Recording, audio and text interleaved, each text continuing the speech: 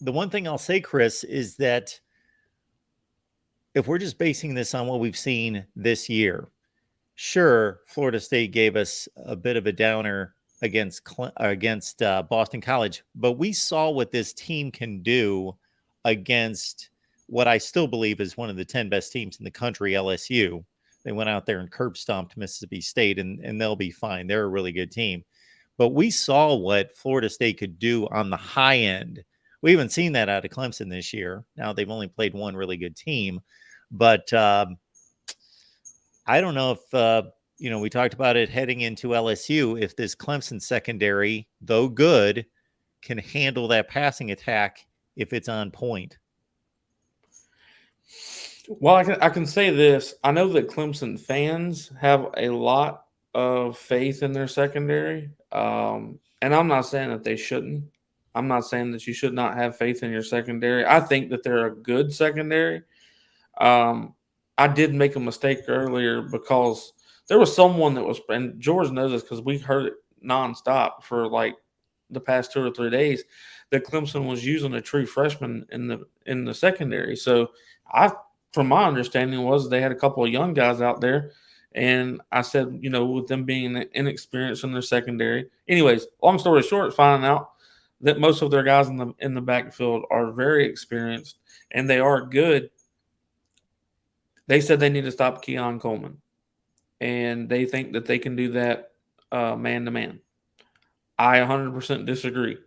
I do not believe that you can shut Keon Coleman down if you're going to man cover him, especially when you've got Johnny Wilson, Jaheim Bell, or Morlock, or Biscuit, or any of the slot receivers. Like, it's, to me, when you name the slot receivers like Destin Hill, I think a lot of people are going to be focused on Keon Coleman, a little bit of focus on Johnny Wilson, and they're going to not focus on Destin Hill at all. They're not going to focus on Winston Wright at all. They're not going to focus too much on the tight end, Jaheim Bell or Biscuit, because they feel that they were able to shut Jaheim Bell down when he played against South Carolina. All of that is great, but my problem is all of the guys that I'm naming can be on the field at the same time. And while I think they have it's Nate Wiggins, I think he's good, but Nate Wiggins isn't covering all of them. He's got to cover one of them. He can't cover them all. So I think that Florida State just has too many offensive weapons, and then you throw a Toa Philly in there that runs out from the backfield, and then that's not even mentioning what Jordan Travis does best, and that's when he uses his legs. So I think offensively, Florida State, if we use all of our personnel, we'll be fine. But if Jordan continues, which he did it against Boston College, if he continues to take that deep shot and not throw to the sure route, the checkdowns, he's had a problem with it over this last game. I don't know what it was. But if he doesn't start taking what the defense is giving him, we may have a problem against Clemson if we keep trying to force the ball down the field and not take what they're giving us. So it's all about what we don't do to ourselves in this game, mainly, and making sure that you don't take Clemson lightly at all, which I don't think Florida State will, especially with Clemson holding however many years it's been, 7, 8, whatever it is, for them to be able to hold that over our head. You can't take this team lightly. I get that they lost to a Duke team. That's understandable. Great. That's in the past. They're trying to move past it. Probably already have. But it's time for Florida State to go do what Florida State needs to do and take the game out of Clemson's hands and play a fundamental game where we don't make a bunch of mistakes. And that's how they'll win. All right. We got a guy that's going to be able to speak a little bit better to this storyline than I have for the last few minutes on the Clemson side. Jason, great to see you. We've got your name not in the customary Clemson orange tonight, Jason. How's it looking there in the FSU? Is it Garnet? I don't want to get that wrong. Garnet?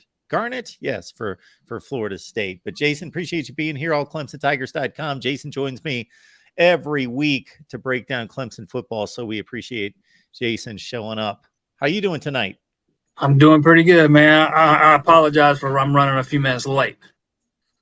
Oh, no, you're good. You're good. We're just chopping it up. I think Chris just predicted Jordan Travis is going to throw 7 touchdowns against your secondary, is what he said. No, I'm just kidding. I'm just kidding. He was just breaking it down from the FSU side. And I know that you said to me the other day that was one of your biggest concerns. And you were going to be writing about this matchup, the Clemson DBs against the Florida State wideouts. Yeah, I think that's one of the biggest question marks coming in this game for Clemson. Dabo Swinney said it many times over the offseason. They had to be better. The pass defense had to be better. It was not very good last year. They were beat up, banged up, and then when they were healthy, they had some busts and coverage issues. I mean, you name it. There's a lot of talent in that secondary, make no mistake. Last year, some of those guys had to kind of learn on the job. They just Sheridan Jones missed a lot of time. Toriano Pride had to play probably before he was ready. Nate Wiggins kind of grew up on the job. I feel good about whoever Nate Wiggins is on. I think he's probably one of the more underrated corners in the country. But on that other side, I'm not sure, man. I don't know if Sheridan Jones can cover a Keon Coleman or a Johnny Wilson. I don't know if Jaden Lucas can cover a Keon Coleman or a Johnny Wilson. I think it's a valid question, and we won't have an answer to until Saturday. I'm going to let you guys cut loose. I get to talk to Jason all the time, and I get to talk to Chris and George as well. So I just have fun listening to you guys talk some ball. So I'll let you guys go at it. Yeah, me and Chris kind of both talked about it. I watched a little bit of y'all's film. I was under the impression, I think y'all have maybe a true freshman that plays some at like a nickel role, but besides the guys that have come back that you mentioned, your real experienced guys that came back, who are some of the younger guys you'll see out there, and are y'all going to be counting on them to play significant roles out there for y'all throughout the game? The freshman you're talking about is Khalil Barnes, who has played exceptionally well in that nickel role the past couple of weeks in place of the injured Andrew Makuba. Not sure Makuba's going to be back this week or not. It sounds like he might be. I think they're just kind of in wait and see mode. He only played in the opener against Duke. But I think Barnes is going to play, regardless whether he starts in place of Makuba or not. You'll see him a lot either way. The other one would be Peter Woods, the interior defensive lineman and defensive tackle. He's going to be on the field a lot. One of the top recruits in the country in the last recruiting class.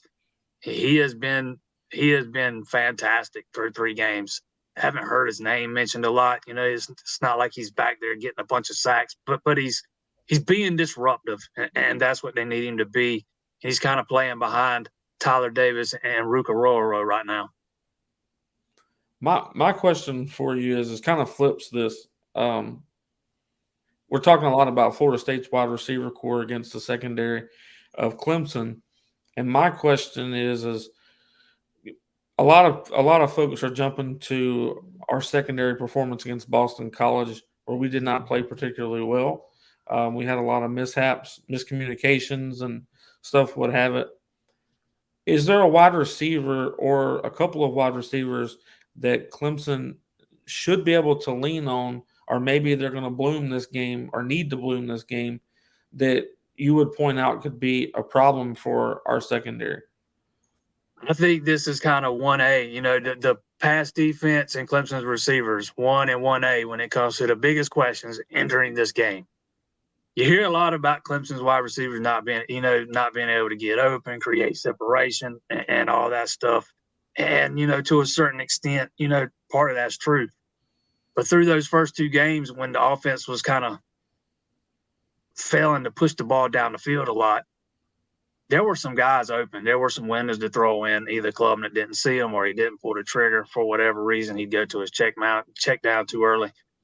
But I think that's something that a lot of Clemson fans are anxious to know the answer to. Can this group of wide receivers be productive enough against a defense as talented as what Florida State has? I think there are some. If there's a weakness on that Florida State defense, it might be that secondary. We saw some guys running free in the LSU game. I didn't think the secondary played particularly well against Boston College. But I don't know if Clemson's got those dudes or not. There is a freshman, Tyler Brown. He's kind of started to really blossom. Was not even an early enrollee. Was not that highly regarded coming out of high school. I think he was a 3-star guy. And he's kind of been, if you ask me, the best wide receiver on the field through 3 games. Antonio Williams, who was a freshman last year, is probably the other guy when it comes to your most reliable receivers. Both of them play the slot, so it's been hard to get them both on the field at the same time. Garrett Riley talked the other day about, maybe moving Antonio outside so they can get both of them on the field, so I think that's something to watch out for. Other than that, it's kind of Bo Collins, He's been around for a little while, has not really lived up to his lofty recruiting ranking coming out of high school. He struggled with injuries, particularly with shoulder injuries last year, more than one. But I think that's a question we don't know the answer to yet. I think we're going to find out Saturday how good these wide receivers for Clemson are. When it comes to y'all's offense against our defense, a lot of it has been made about getting Garrett Riley, and the first game of the year, everybody was kind of wondering whether it was going to be Garrett Riley's air raid offense and, going, totally brand new with Clemson, or if it was going to be the quote unquote Clemson offense. Well, that kind of answer has been the quote unquote Clemson offense. Do you think maybe he turns them loose a little bit? Maybe there's some stuff that y'all have that y'all haven't shown quite this year that y'all have been working on that maybe wasn't quite ready that we see this weekend? Any, surprises or anything like that, or maybe a shift in the game plan? I wouldn't say that they've kind of been holding back for Florida State. I don't think you get down 21-7 to Duke and you're holding back. You know what I'm saying? But I do think there are probably some formations and some motions and stuff that we've not seen yet. It's not. He talked a lot in the spring about shrinking the playbook down, or the game plan down each week from, say, 80 plays a game to 30 plays a game, and running it out of a bunch of different formations, and just kind of dressing it up, window dressing. I'm trying to have difficulty putting this into words here. A lot of the same plays out of a bunch of different looks, if that makes sense. After the Duke game, there were a bunch of people convinced that Clemson was running the same offense, and they're not, man. It's a totally different scheme. It's just not the air raid. It's got some air raid tendencies. Riley himself, when people mention air raid to him, he said, no, this is more like the dirt raid. He wants this thing to be relying on the running game. He wants it to be a run-heavy scheme, and with Will Shipley and Phil Maffa, that's kind of, I think that's kind of what you can expect to see. A lot of, you're not going to see a bunch of 40, 50-yard bombs. You're going to see Clemson running a bunch of inside zone the way they always have. You just might see it. The presentation might look a little different.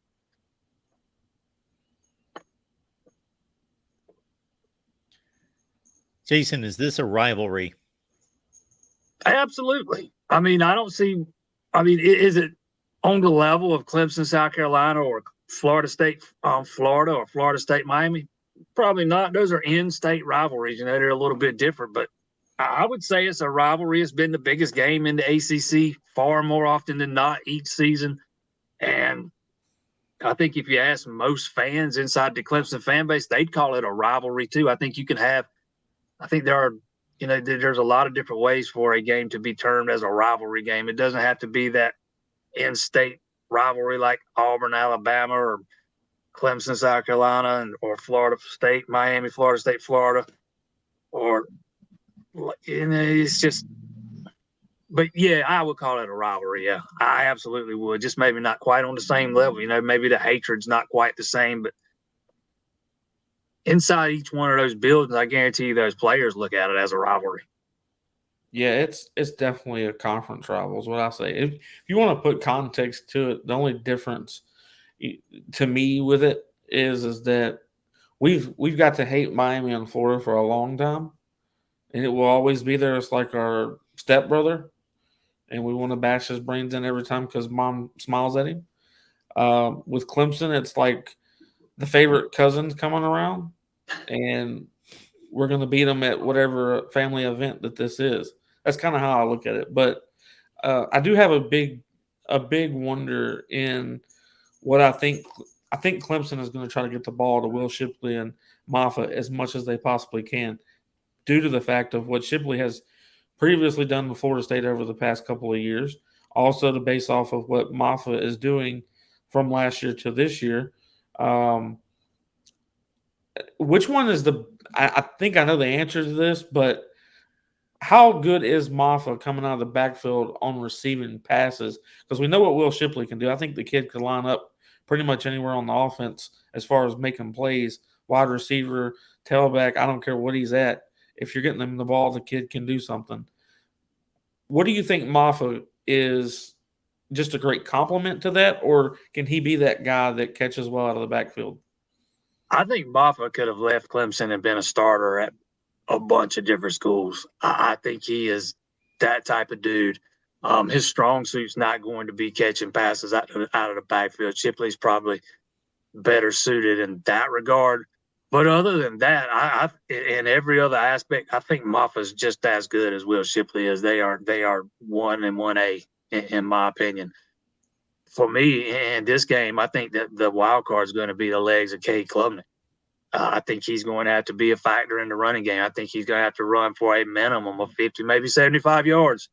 You know, we've not seen him a bunch on any designed runs yet. I think that might change a little bit this week.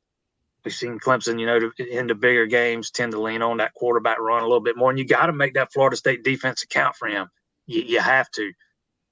So for me, you know what you got in Shipley, you know what you got in Moffitt. Hey, ask Mark. I've been tooting Moffitt's horn since he was in high school, man. He might have the higher ceiling one, you know, when it comes to NFL projections. But for me, this game, when we're talking about running the ball, I think the wild card is Klubnik. While Dabo Swinney gets a lot of criticism for not using the transfer portal, he may lead the nation in bringing guys out of retirement. So, you know, Hunter Johnson was going to hang him up, and he said, you know, we'll take you. We'll keep you around. And now we've got this kicker, Jonathan Whites. I don't remember him off the top of my head. But what's Jonathan Whites? Jonathan Whites. I'm going to have to look up his numbers. I don't remember him. When did he kick? He was the backup to BT Potter the past 2 years. That's why you don't remember him, because he's not. I think he's kicked 3 field goals in his career. All right. He was actually in Charleston taking online classes, and Dabo Swinney caught wind of it and called him up and asked him if he would be interested in coming back to kick. Because if you follow Clemson, you know their first year kicker has struggled. He's 1 of 4. He's missed the extra point last week. He redshirted last year, had an ACL injury right at the end of his high school career, redshirted last year. And by all accounts was just fantastic in fall camp. But once he got in front of the crowd, you know, it's a little bit different. I remember being on the field down there in Durham pregame and the shorter ones, he missed a few, but the further back he went, the better he got. And so far, that's kind of what he struggled with. The shorter ones, his kicks have had low trajectory. So you can't go to the portal and bring in a kicker in the middle of the season. So Dabo got wind of White's being enrolled, called him up Sunday, and he was at practice Monday. He was supposed to just start a job, if I'm not mistaken, in New York in 2 weeks. Dabo said yesterday his boss is probably a little ticked off right now. But, you know, depending on the situation, he's going to be the guy, man. Maybe if it's a long field goal, you see Robert Gunn, because I don't think White's has got that kind of leg. But anything inside of 40, I fully expect it's going to be White's.